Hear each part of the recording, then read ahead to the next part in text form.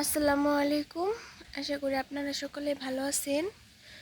বৃষ্টির দিনে আরও একটি নতুন ভিডিও নিয়ে আসলাম।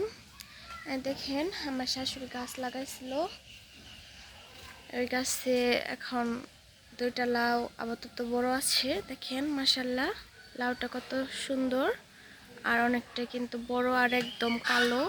এইরকম লাউই কিন্তু খেতে অনেক ভালো লাগে। আরও দুটো লাউ ছিল, দুটো আমরা কেটে খেয়েছি। এই যে আরও একটা লাউ বড় হয়েছে, তো এই লাউটা একটু বাঁকা আর কি। এই যে আরও একটা লাউ ধরেছে ছোট সাইজের, আশা করতেছি বাঁচবে। এই যে এখানে একটা লাউয়ের জালি, এই যে আরও দুইটা।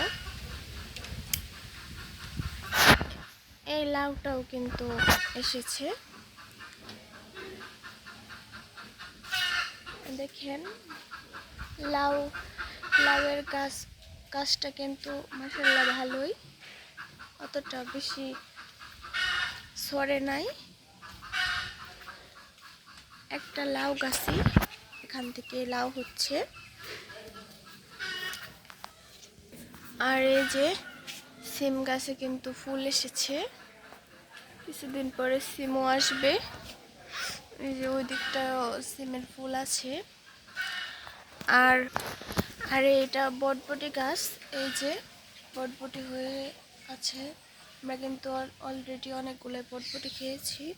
আর এই যে এখানে মরিচ গাছটাও কিন্তু ভালোই মরিচ এসেছে। আর এই যে পেঁপে গাছটা ক্যামেরায় অতটা দেখা যাচ্ছে না, কিন্তু 3-4টা পেঁপে পেকে আছে। ও দেখেন অল্প অল্প কালার এসেছে। আর দেখেন আকাশের কি অবস্থা, একদম মেঘে ঢেকে আছে। আজকে সারাদিনই অনেকটাই বৃষ্টি। আর ওইদিকে আমাদের জলপাইগুলাও কিন্তু অনেকটাই বড় হয়ে গেছে। এই যে প্রচুর পরিমাণে কিন্তু জলপাই হয়েছে।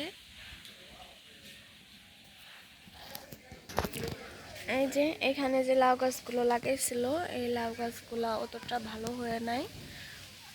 তারপর ওই যে দেখেন একদম চিকন চিকন ডগ। আর এই যে লাউয়ের ছোট জালি এসেছে, এই যে লাউয়ের ছোট ছোট জালি এসেছে। এখানে আরো দুটো, জানি না এগুলো বাঁচবে কিনা। গাছও অতটা সুন্দর হয়েছে না।